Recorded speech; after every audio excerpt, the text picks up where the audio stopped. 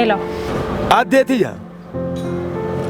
Laal dhimmichi xiyyaa'u mataan nyaatee jiree akka bartetti ajandaa haaressi uumaa jettee kan bilbiltu yoo ta'e bilbila kee cufadhu irraa. Nageetti. Dhaloota osoo hin dhalatiin du'echuun dhaloota keessan kana. Yeroo addunyaan hawaa irratti galma ijaaraa jirtu kanarratti dhimma tokko xumuruudhaaf akkana rakkachuun kee garuu hedduu nama ajaa'ibsiisa. Amma tanaas mee oduu tana manaaf oshaa kamitti irraa dhageessee beelaa odeessi. Yeroo teeknooloojiin babal'attee addunyaan afaan takka haasawtu kanatti oduu maddan qabne haasawuun kabajaatii yaamti. Maal jechuudha? Miidiyaaleen gurguddoon addunyaa kanneen akka BBC, CNN, Al Jazeera kanneen kan kana fakkaatan madda oduu kan godhatanii haasawuu jiran kanumaa miti. Ni beekti jennaan kitaaba dhiixee jette hangan hoolloon. Dhagayi sita kutaa jaatti barnoota adda murtee dhiisiiti. Nuti yeroo dargiidhaa san kan kutaa meeqa keessatti barnoota akkana garagalchineewu miidiyaalee afaan Ingiliffaadhaa kan takkaatuun dhaggeeffannee. Wayi dhaloota qubee dhaloota beekumsa keessa baadhatee rakkatu. Akkam jechuudha? Hayi. Ingiliffaa baruudhaaf umrii kee guutuu mana barumsaa keessatti dabarsuu si barbaachisu. Mana kee keessa teessee karaa gabaabaadhaan Ingiliffaa baruun salphaa ta'ee jira yeroo dhageenye. Bilbila harkaa kee qofa fayyadamuudhaan 90-48 okkeettee galmaa'u qofa asirraa barbaachisa.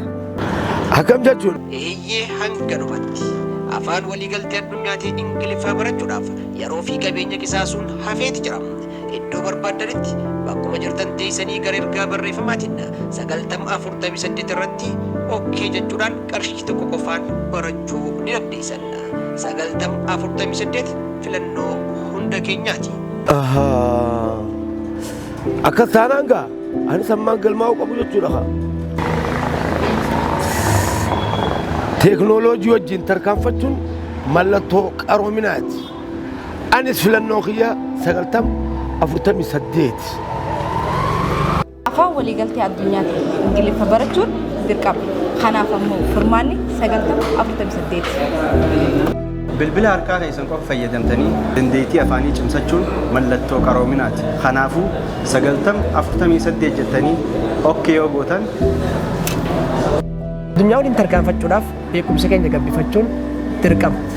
Beekumsa keenya gabbifachuudhaaf ammoo afaan waliigaltee addunyaa Ingiliffaan murteessaadha. Ingiliffaa barachuudhaaf furmaanni 90-48 irratti okkee jechuudhaan galmaa'uu qofa. 90-48.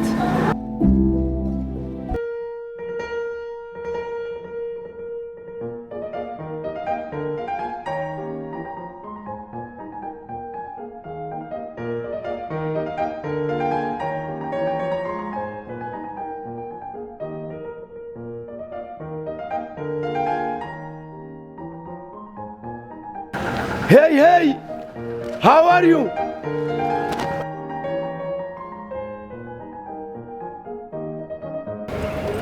Hi.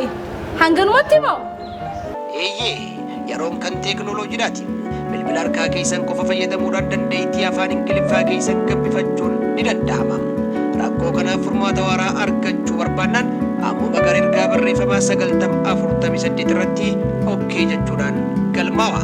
Qarshii tokko qofaan barachuu ni dandeessan.